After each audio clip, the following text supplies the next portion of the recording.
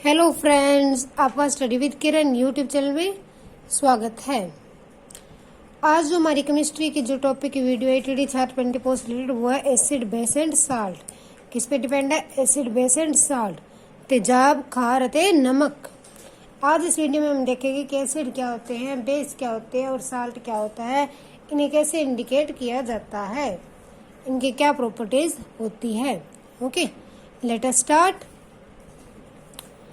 Acid base and salt, तेजाब खार और नमक। बेस को सिर्फ खारी बोलते हैं पंजाबी में।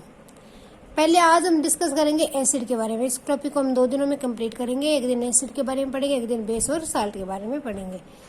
तो आज जो हम डिस्कस करेंगे वो एसिड्स के बारे में करेंगे। एसिड्स को क्या कहते हैं? तेजाब कहते हैं।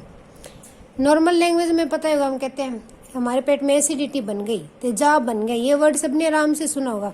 क्या होती है? उससे जलन होने लग जाती है पेट में, है ना, तेजाब बन जाता है। तो इसे क्या कहते हैं? एसिड बन गया। तो एसिड होता क्या है, किस चीज किसे कहते हैं एसिड, उसको आज जो हम डिस्कस करेंगे कि एसिड क्या होता है। ओके, तो एसिड क्या होता है? एसिड जो है वो सोल्यूशन होते हैं जिनकी पीएच वैल्यू जो है लेस देन 7 होती है। क्या होती है? जिनकी पीएच वैल्यू लेस देन 7 होती है।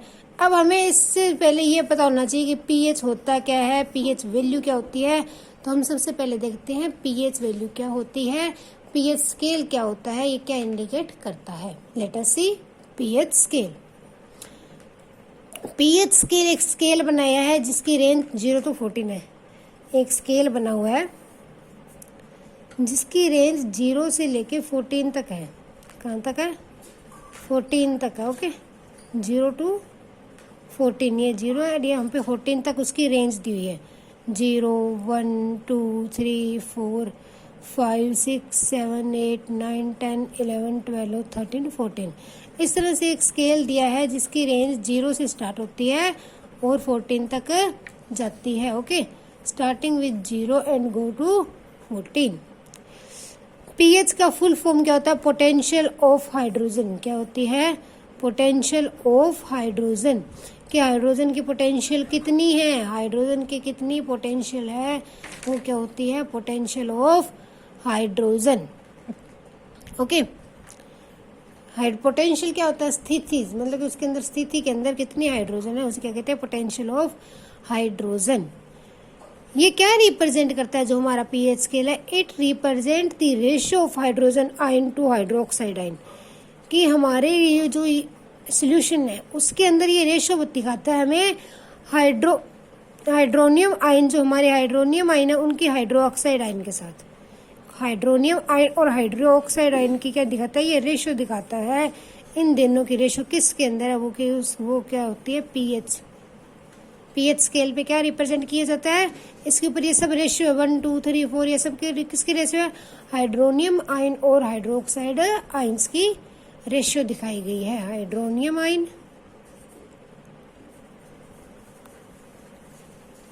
और हाइड्रोक्साइड आयन, इनकी जो रेशियो है वो पीएच स्केल पे रिप्रेजेंट की जाती है। पीएच स्केल क्या है? पीएच स्केल की फुल फॉर्म क्या है? Potential of hydrogen. क्या है? Potential of hydrogen. इसकी रेंज कहाँ से कहाँ तक होती है? ये 0 से लेके 14 तक जाता है। कहाँ से कहाँ जाता है? ये 0 to 14 जाता है। और ये रिप्रेजेंट क्या करता है? It represent the ratio of hydronium ions to hydroxide ion. Hydronium ions की हाइड्रोक्साइड आयन के साथ ये रेशियो जो है वो रिप्रेजेंट करता है। ओके, अब देखते हैं पीएच स्केल के ऊपर जो वैल्यूज हैं वो कौन सी किसको इंडिकेट करती है और कौन सी वैल्यू किसको इंडिकेट करती है। लेट अस सी। जो पीएच स्केल है उसके ऊपर हमारे सॉल्यूशन की वैल्यू अगर 7 है, एग्जैक्टली क्या है? 7 है। अगर हमारी वैल्यू एग्जैक्टली 7 है तो हमारा पीओ सॉल्यूशन क्या है? न्यूट्रल है। क्या है? न्यूट्रल। मतलब कि ना तो वो एसिड है ना ही वो बेस है। हमारे जो सॉल्यूशन की वैल्यू, न्यूट्रल सॉल्यूशन कब होगा? जब उसकी पीएच वैल्यू क्या आ जाए? 7 आ जाए। जो भी सॉल्यूशन, कोई भी सॉल्यूशन जिसकी पीएच वैल्यू 7 है उसे क्या कहते हैं हम? न्यूट्रल सॉल्यूशन कहते हैं। क्या कहते हैं? Neutral solution. ओके, अब न्यूट्रल सॉल्यूशन की एग्जांपल देखें तो वाटर है। वाटर क्या है? एक तरह का न्यूट्रल सॉल्यूशन है। वाटर क्या है? न्यूट्रल सॉल्यूशन है। ओके, अगर हमारा पीएच वैल्यू लेस देन 7 आ जाए, क्या आ जाए? 7 से छोटी आ जाए, हमारे सॉल्यूशन की पीएच वैल्यू, हमने पीएच वैल्यू चेक की, वो क्या है? लेस देन 7 है। अगर वो 7 से छोटी है, ठीक है, पीएच वैल्यू जो है हमारी लेस देन 7 है, 7 से छोटी है, तो वो क्या इंडिकेट करता है? एसिड इंडिकेट करता है। क्या है वो? तेजाब होता है। जिसकी पीएच वैल्यू 7 से कम होती है वो तेजाब होता है। किसे रिप्रेजेंट करता है? एसिड को रिप्रेजेंट करता है। लेस देन 7 पीएच वैल्यू क्या इंडिकेट करती है? कि हमारे जो सोल्यूशन है वो एसिड है, वो तेजाब है। सॉरी, जितनी वैल्यू कम होगी उतना स्ट्रोंग तेजाब होगा। जितनी वैल्यू कम होगी, जितनी लेस वैल्यू उतना स्ट्रोंग एसिड। लेस वैल्यू है जितनी भी, उतना ही स्ट्रोंग एसिड होगा। जिस तरह से उसकी वैल्यू घटती जाएगी उसी तरह से उसकी एसिडिटी बढ़ती जाएगी। वैल्यू 7 से लेस हो रही है, एसिडिटी इंक्रीज हो रही है। ओके, तो ये था एसिड इंडिकेट करता है। लेस देन 7 क्या इंडिकेट करता है? पीएच स्केल की जो वैल्यू है 7 से कम हो तो वो क्या इंडिकेट करता है? एसिड। उसके बाद अगर मोर देन 7 हो तो वो बेस इंडिकेट करता है। अगर हमारे पीएच सॉल्यूशन की वैल्यू है वो क्या आ जाए? 7 से बड़ी आ जाए तो वो क्या होगा? बेस इंडिकेट करेगा। क्या इंडिकेट करेगा? बेस। जितनी बड़ी वैल्यू उतना स्ट्रोंग बेस। जितनी बड़ी वैल्यू उतने स्ट्रोंग बेस होगा। बेस क्या होता है? खार। तो जो मोर देन 7 है वो क्या इंडिकेट करता है? बेस इंडिकेट करता है। देखो पीएच स्केल कहाँ से कहाँ तक था? 0 to 14 था। जो इसके बीच की वैल्यू वो क्या है? 7 है। तो वहां पे सोल्यूशन क्या होता है? न्यूट्रल होता है, ना एसिड ना बेस। अब 7 से छोटी होती जाएगी तो एसिडिटी बढ़ती जाएगी, ज्यादा एसिडिक। 7 से बड़ा होता जाएगा, बेस बढ़ता जाएगा। बेस हमारे सोल्यूशन है जो। तो ये था पीएच स्केल। अब देखते हैं एसिड क्या होता है। एसिड उस सोल्यूशन को कहते हैं जिसकी वैल्यू लेस देन 7 होती है, जिसकी पीएच वैल्यू लेस देन 7 होती है, उसे क्या कहते हैं? एसिड। जितनी लेस वैल्यू उतना ज्यादा एसिड, जितनी लेस वैल्यू उतना मोर एसिड। ओके, ये ऑपोजिट होते हैं। जो हमारा सबसे स्ट्रॉन्गेस्ट एसिड है, जो पीएच वैल्यू पे लेते हैं, वो तो ये है। जो हमारा सबसे स्ट्रॉन्गेस्ट एसिड है वर्ड के अंदर वो है fluoro antimonic acid. Fluoro antimonic acid ये सबसे स्ट्रॉन्गेस्ट एसिड है, फ्लूरो एंटीमोनिक एसिड। इसकी वैल्यू जो है ना पीएच स्केल पे तो डिनोट ही नहीं है, -31.3 है। कितनी है? माइनस में चली गई, देखो कितनी ज्यादा आगे। तो ये क्या सबसे स्ट्रॉन्गेस्ट एसिड है? सबसे ज्यादा स्ट्रॉन्गेस्ट एसिड कौन सा है? Fluoro antimonic acid. इसको लिखते कैसे? SbHF6, ये इसका डिनोटिंग का फार्मूला है।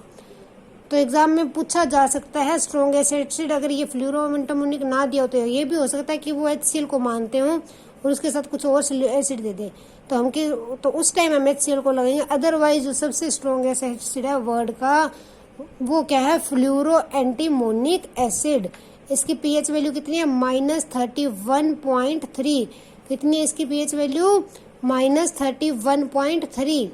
इसको डिनोट कैसे करते हैं? SbHF6। SbHF6। ओके, जो दूसरे दो हमारा अदर स्ट्रॉन्गेस्ट एसिड है वो क्या? Hydrochloric acid. इसके बारे में हम सबने सुना होगा।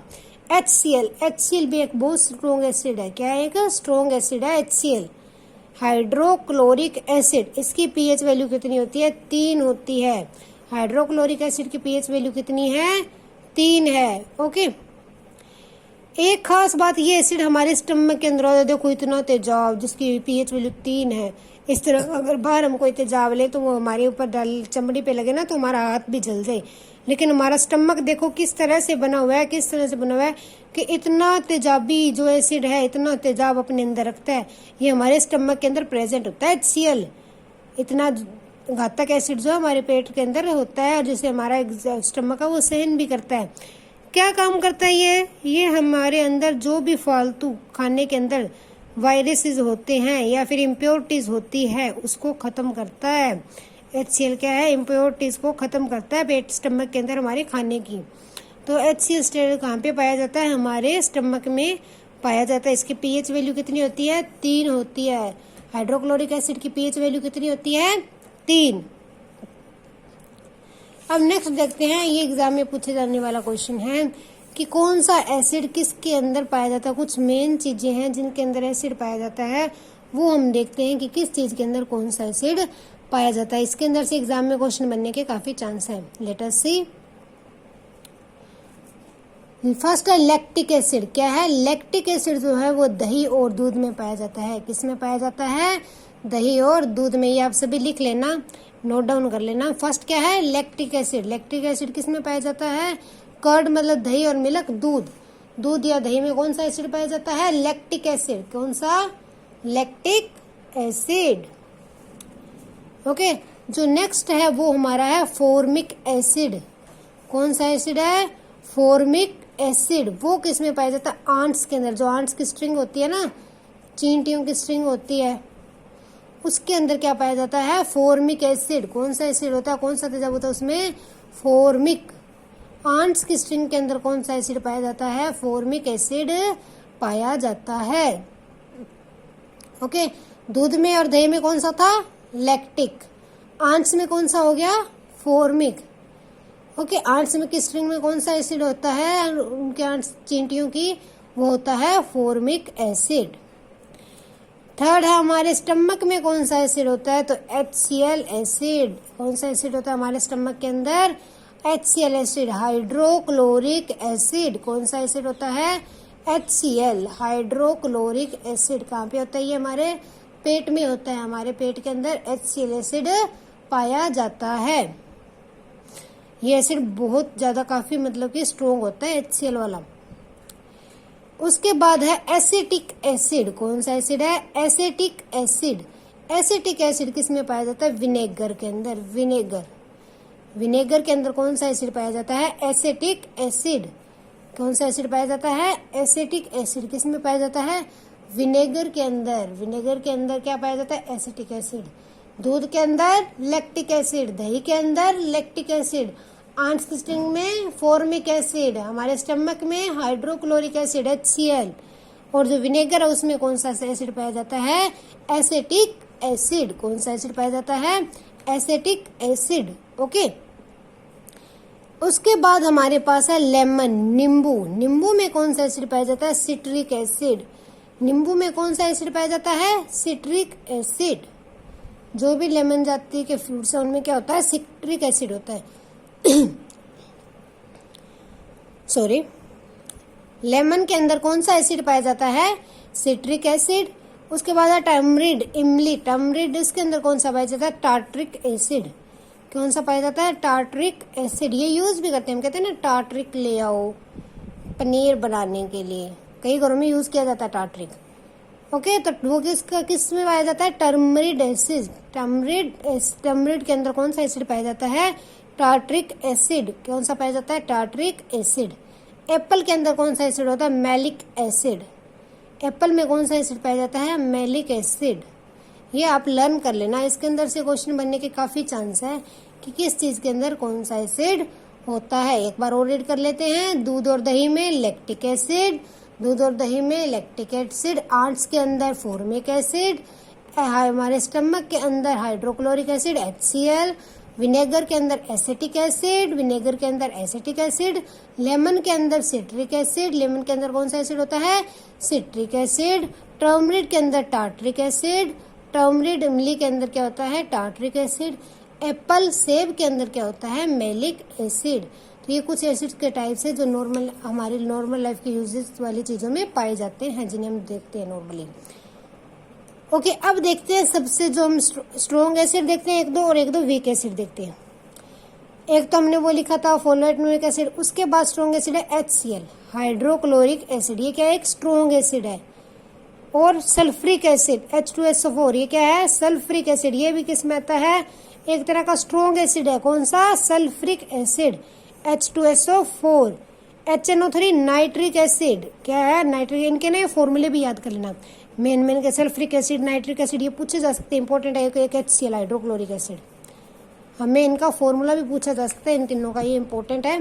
हाइड्रोक्लोरिक एसिड को किस तरह लिखते हैं? HCl, सल्फ्रिक एसिड को किस तरह से लिखते हैं? H2SO4, और जो नाइट्रिक एसिड है उसे कैसे लिखते हैं? HNO3, कैसे लिखते हैं? HNO3। तो ये हमारे कुछ स्ट्रॉन्ग एसिड थे। उसके बाद वीक एसिड कौन से हैं? वीक एसिड के एसिटिक एसिड जो कि विनेगर में होता है, वो क्या है? एक तरह का वीक एसिड है, स्ट्रॉन्ग एसिड नहीं है। उसे किस तरह से लिखते हैं? CH3COH, CH3COOH। ये क्या है? एसिटिक एसिड का फॉर्मूला है, ये भी आपको पता होना चाहिए। उसके बाद ऑक्सैलिक एसिड, ऑक्सैलिक एसिड का फॉर्मूला क्या है? C2H2O4, C2H2O4। उसके बाद फॉर्मिक एसिड, फॉर्मिक एसिड में किस में पाया जाता था? आंट्स में, हमने अभी देखा था ना, और ये विनेगर में, अभी बढ़ा ना मैंने ऊपर। तो फॉर्मिक एसिड जो है उसका फॉर्मूला क्या है? HCOOH, HCOOH। उसके बाद नाइट्रस एसिड, नाइट्रस एसिड भी एक जो वीक एसिड होता है, वो क्या होता है? HNO2, HNO3 देखो नाइट्रिक बन गया तो वो एक स्ट्रॉन्ग बन गया, अगर वो एक ज्यादा लग गया। यहाँ पे HNO2 O एक कम है तो नाइट्रस एसिड बन गया, जो कि एक वीक एसिड है। ये बहुत स्ट्रॉन्ग है और ये काफी वीक एसिड है। तो ये अभी हमने क्या देखा? कुछ वीक एसिड, स्ट्रॉन्ग एसिड देखे, और कुछ जो है वीक एसिड देखे। देखो वीक कौन से होंगे? जिनकी pH वैल्यू 7 के नियर होगी। स्ट्रॉन्ग कौन से हो गए? जिनकी pH वैल्यू 7 से बहुत ज्यादा कम होगी। तो ये थे कुछ स्ट्रॉन्ग एंड वीक एसिड। अब देखते हैं प्रॉपर्टीज ऑफ एसिड, एसिड की क्या प्रॉपर्टीज हैं। इनका टेस्ट जो वो सोर होता है, खारा सा टेस्ट होता है, कड़वा टेस्ट होता है। इनका टेस्ट क्या होता है? सोर होता है। सेकंड प्रॉपर्टी क्या है? Turn blue litmus in red. ये बात याद रख लेना कि जो हमारा, हम ऐसे भी दे सकते हैं कि HCl जो है या फिर कोई भी एसिड दे दिया, फॉर एग्जांपल नाइट्रिक एसिड का फॉर्मूला लिख दिया HNO3, ये ब्लू लिटमस को किस कलर में चेंज करेगा या फिर रेड लिटमस को किस में चेंज करेगा? तो हमें पता होना चाहिए जो एसिड है ना वो हमेशा ब्लू लिटमस को रेड में चेंज करते हैं। किस में चेंज करते हैं? ब्लू लिटमस को रेड के अंदर। एसिड क्या करते हैं? नीले लिटमस पेपर नु लाल बना देंगे हैं। ओके, ये बात ध्यान रखना। जो हमारे एसिड हैं वो जो ब्लू लिटमस पेपर है उसको रेड बना देते हैं। जब ये और किन की क्या खासियत है? ये जो है हाइड्रोजन आयन पैदा करते हैं। जब वाटर में डिसोल्व करते हैं ना इनको, एसिड्स को, जब भी वाटर में डिसोल्व करें तो ये हाइड्रोजन आयन छोड़ते हैं। हाइड्रोजन के क्या छोड़ते हैं? आयन छोड़ते हैं। आयन आपको पता होना चाहिए क्या, हमने पिछली वीडियो में डिस्कस किया था। ये एग्जाम में क्वेश्चन आयन का भी बन सकता है कि आयन क्या होता है। तो आप पिछली वीडियो आपने देखी होगी तो आपको पता होगा आयन क्या होता है। ओके, तो हाइड्रोजन आयन प्रोड्यूस करते हैं कब? जब वाटर में डिसोल्व किए जाते हैं। Methyl orange turn in pink. जो हमारा मिथाइल ऑरेंज एक सोल्यूशन होता है वो एसिड के अंदर डाला जाता है तो वो पिंक बन जाता है। उसका कलर क्या हो जाता है? पिंक हो जाता है।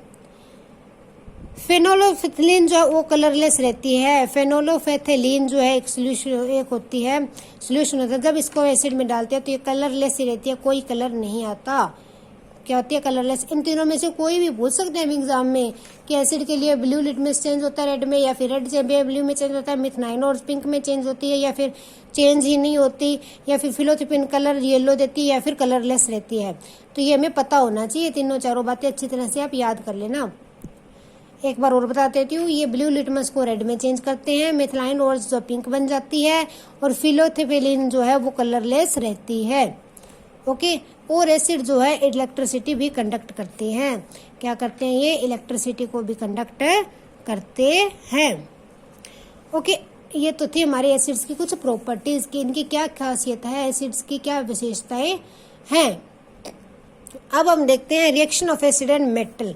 एसिड के कुछ चीजों के साथ हम रिएक्शन देखते हैं कि एसिड अगर मेटल के साथ जोड़े तो क्या होगा, बेस के साथ जोड़े तो क्या होगा, या वाटर के साथ जोड़े तो क्या होगा। Let us see firstly reaction of acid and metal. जब भी एसिड किसी मेटल के साथ मिलाया जाता है, जब भी एसिड और मेटल को, ये क्या मेरी मेटल है, ये क्या मेरा एसिड है, जब इनको मिलाया जाता है तो ये एक साल्ट और हाइड्रोजन गैस बनती है। ये एक तो नमक बनता है, साल्ट बनता है, सॉरी नमक नॉर्मल खाने वाला नहीं, नमक साल्ट बनता है और एक गैस रिलीज होती है। कौन सी गैस रिलीज होती है? हाइड्रोजन।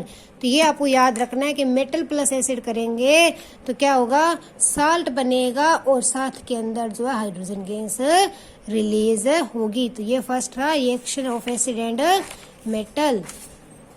ओके, इसके बाद देखते हैं reaction of acid with water.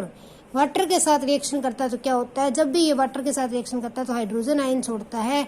क्या छोड़ता है? हाइड्रोजन आयन छोड़ता है। ये पीछे प्रॉपर्टी में भी हमने देखा था कि जब भी एसिड रिएक्शन विद वाटर करते हैं तो हाइड्रोजन आयन छोड़ते हैं। ओके, उसके बाद जो है reaction of acid with base. जब एसिड को बेस के साथ मिलाया जाता है तो क्या होता है? जब भी एसिड और बेस को हम मिला देते हैं, किसे मिला देते हैं? एसिड और बेस को, तेजाब और खार को मिला देते हैं तो नमक और वाटर पैदा होता है, साल्ट एंड वाटर पैदा होता है। देखो ये क्या था? Hydrochloric acid. ये क्या था? मेरा बेस था, ठीक है, सोडियम। तो ये क्या बन गया? Sodium chloride. ये सोडियम ऑक्साइड था, तो सोडियम क्लोराइड और वाटर बन गया मेरे पास। ये क्या होता है? सोडियम क्लोराइड क्या होता है? एक साल्ट होता है, वाटर बन गया। तो जब भी एसिड जो है बेस के साथ मिलाया जाता है तो साल्ट और वाटर बनता है। क्या बनता है? साल्ट और वाटर। अगर ये पूछ ले कि एसिड को न्यूट्रल करने के लिए हम क्या उसके साथ क्या मिलाएंगे, तो क्या मिलाएंगे? बेस मिलाएंगे। एसिड को न्यूट्रल करने के लिए, मतलब उसकी एसिडिटी कम करने के लिए उसके अंदर हम क्या मिलाएंगे? उसके साथ क्या मिलाएंगे? हम बेस मिलाएंगे। सॉरी, क्या मिलाएंगे? बेस। एसिड और बेस मिलाएंगे तो एसिड क्या न्यूट्रल होने लग जाएगा। क्यों होने लग जाएगा? देखो एसिड की वैल्यू 7 से कम है, बेस मिलाएंगे तो उसकी वैल्यू 7 के नजदीक आने लगेगी, तो वो न्यूट्रल होने लग जाएगा। ठीक है, तो ये थी reaction of acid with water, base and metals. अब जो एक और चीज है, एसिड रेन के बारे में हमें पता होना चाहिए। ये काफी इंपॉर्टेंट टॉपिक है। एसिड रेन कैसे बनती है? तेजाबी वर्षा। तेजाबी वर्षा जो कैसे बनती है? पहला तो होती है जब कार्बन डाइऑक्साइड पानी के साथ मिलती है। हवा के अंदर जो कार्बन डाइऑक्साइड है जब वो वाटर के साथ मिल जाती है तो वो ये बनाती है, ये जो है एक एसिड है, कार्बोनिक एसिड बनाती है, H2CO3 बनाती है। क्या बनाती है? H2CO3। वो क्या होता है? Carbonic acid. क्या है ये? कार्बोनिक एसिड है। जब भी कार्बन डाइऑक्साइड वाटर के साथ मिलती है तो क्या बनाती है? Carbonic acid. तो उससे क्या है? वो फिर वह एसिड जो बारिश के रूप में नीचे आता है और उसे क्या बोलते हैं हम? तेजाबी वर्षा। और किस तरह से बनती है? जब SO2 को पानी के साथ मिलाया जाता है, जब SO2 पानी के साथ मिल जाती है तो वो क्या बनाती है? Sulphuric acid. क्या बनाती है? सल्फ्यूरिक एसिड बनाती है, जो बारिश के साथ नीचे आता है और तेजाबी वर्षा होती है। तीसरा जो जब हम NO2 को वाटर के साथ मिल जाती है तो वो क्या बनाती है? ये तो होता है नाइट्रियस। ये तो एक वीक एसिड होता है, नाइट्रस। और ये क्या बनता है? नाइट्रिक एसिड बनता है, जो कि एक बहुत स्ट्रॉन्ग एसिड होता है। नाइट्रिक एसिड क्या होता है? स्ट्रॉन्ग। हमने भी देखा ना, सल्फ्यूरिक एसिड भी स्ट्रॉन्ग होता है। तो ये सब एसिड बनके जो है बारिश के रूप में नीचे आते हैं और तेजाबी वर्षा होती है, जिससे हमारे काफी नुकसान होते हैं। हमारी फसल क्या खराब होती है, क्रॉप्स खराब होती है, ठीक है, स्किन की प्रॉब्लम्स आती है एसिड रेन से। जो हमारा ताजमहल है उसका कलर भी इसकी की वजह से चेंज हो रहा है, ठीक है। तो इस तरह से जो है ये जो तेजाबी वर्षा उसके काफी सारे नुकसान भी हैं। तो आज हमने देखा कि एसिड क्या होता है, एसिड के बारे में डिस्कस की, फिर देखी पीएच स्केल क्या होती है, फिर देखा एसिड के कुछ रिएक्शंस, और फिर देखा एसिड रेन किस वजह से होती है। आज के लिए इतना ही। Thanks and have a nice day. Exam जो नजदीक आ रहा है तो हमें थोड़ा जो हम अपनी स्पीड बढ़ा रहे हैं। Please keep up supporting me.